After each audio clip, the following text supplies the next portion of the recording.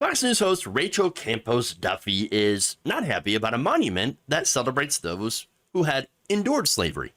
Now, the proposed monument to enslaved people kidnapped from Africa and the Caribbean and brought to the United States is planned by a group to be placed at James Madison's Virginia plantation. However, Fox News is not happy about it.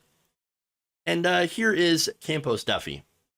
I wonder if this monument's going to have this big giant sign explaining that it was the Democrats who were for, keeping slaves and it was the Republicans not, or if the memorial will, celebrate all the white Americans who died on behalf of freeing the slaves. I think they'll let you write the words for the memorial. I bet. Yeah.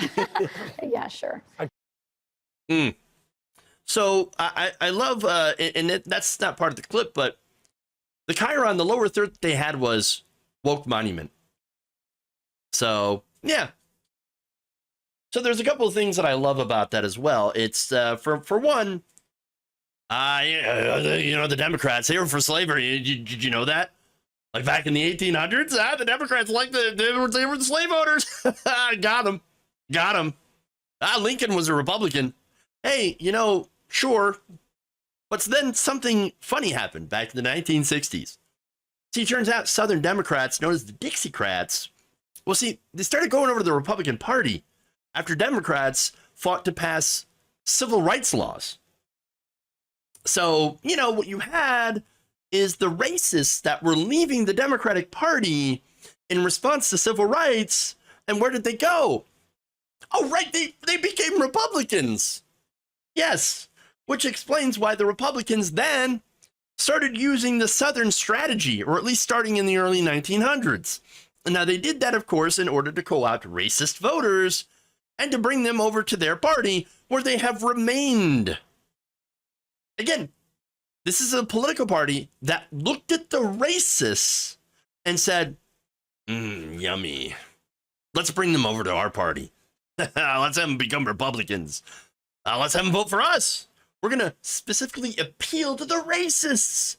You know why? So we can use, the hatred that you have, the irrational hatred for other people that you have, in order to trick you into voting for tax cuts for the rich and deregulation for corporations. It'll work out great.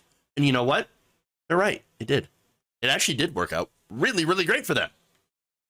I mean, look, when you hear about welfare, just to show you how well they really hijacked narratives, right? And created their own narratives. When you think about welfare, the Republicans, they want you to think of black people getting money. And want you to get mad over it. Oh, I'm so angry that a black person got money. When they talk about crime, Republicans wanted you to think black people breaking into your house. Want you to get scared. Want you to buy guns. And for drugs, well, it used to be when they talked about drugs, and this is before the opioid epidemic, right? Because, look, they wanted you to think of black people doing crack cocaine. But then the opioid epidemic and now fentanyl, well, notice now how the issue of drugs has a little bit more empathy towards the victims, the people that use them. Not a lot, but a little bit more, at least among the right wing, because now you have a lot of poor white folks that have been driven into abusing opioids. And again, for fentanyl, it's changed from black people to, we got immigrants that are bringing fentanyl across the border. That's why we got to close the border. All the fentanyl that's being seized at the border, it means we have a porous border that everything's getting through. Wait, if you've seized so much fentanyl at the border, doesn't that mean that the border is at least fairly secure? Enough to go and do these record fentanyl seizures? Yeah. But you see the point. Racism has been something that Republicans have campaigned on for a very, very long time. In fact, look, the whole states' rights argument, right? Well, that was there to defend what? Slavery. But back to Campos-Duffy. On the monument, why should she care? I mean, she's not affected by it. What negative impact does this have? Does this monument going up to celebrate the trials and tribulations of people who were brought over here against their will and to recognize, what had happened to them? And despite being brought here against their will, how they contributed to this country How is she affected by this? How is she affected at all? Well, she's not. But again, the right wing, they can't help but make things about themselves, right? And again, she seems to imply, strangely, that all white people should be affected by this. That all white people happen to be snowflakes, right? That, oh no, but why aren't you talking about how great white people were when they, when they fought the Civil War to free the slaves? Again, this is a monument to those whose slave labor, unpaid slave labor, in brutal conditions, raped, murdered, killed, built this country. We have a country that is built on their labor, the backbone. They did the hard labor that they were forced to do, and that built this country. And by the way, they added way more to this country than that.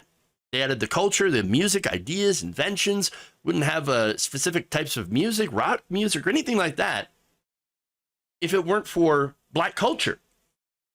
But yeah, all this stuff the right wants to take credit for and to say, well, it's an invention of the white people. No, again, the whole thing is this, for some reason, this need to inject yourself into these conversations that have nothing to do with her. Nothing. Well, look, let me go to a quote here. This is Monument Trustee Reverend Larry Walker, who, is supporting putting this monument up, right? He says that he believes slaves deserve equal credit for things like the Constitution and the Bill of Rights, because they were also building the country's structures and running the businesses and labor of the founding fathers. Madison himself owned 38 African-American slaves when he died in 1836 and did not free them, have them freed upon his death. I mean, can you imagine what would happen if, I don't know, the founders actually had to pay for their labor instead of getting it for free by enslaving other people? That said, look, it's no surprise that Duffy Campos hates this amendment, or I'm sorry, this monument, as well as any amendment that's not the second.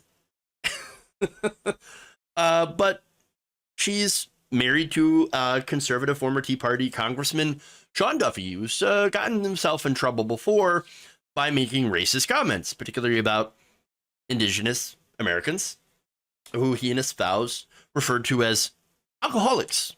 They also claim that Christopher Columbus was the first victim of cancel culture. That poor Christopher Columbus, he's been canceled. Cancel culture. And do you know what the conquistadors used to do? Used to make indigenous people do? He used to make them swear to accept Jesus Christ as their Lord and Savior. They didn't speak the language. And when they didn't, because they couldn't understand, and even if they did, why should they have to convert? They were murdered, decapitated, shot and killed. Their children dashed against rocks. But no. According to the Duffys, Columbus was awesome and unfairly maligned, while indigenous people who were being colonized, they claim are the brutal ones. But white people, they have never done anything wrong ever. No. If you want to put up a monument about slavery, you need to make sure that it also celebrates white people.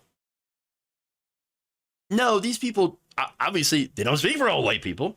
They're a bunch of snowflakes. They are so deeply insecure about their own history. Maybe the fact that they just can't handle in their brains the brutal history of the world and this country. And their knee-jerk response is to whitewash it and to erase it to make them feel better. Well, I prefer to, acknowledge the brutal history of this country so that we can do better.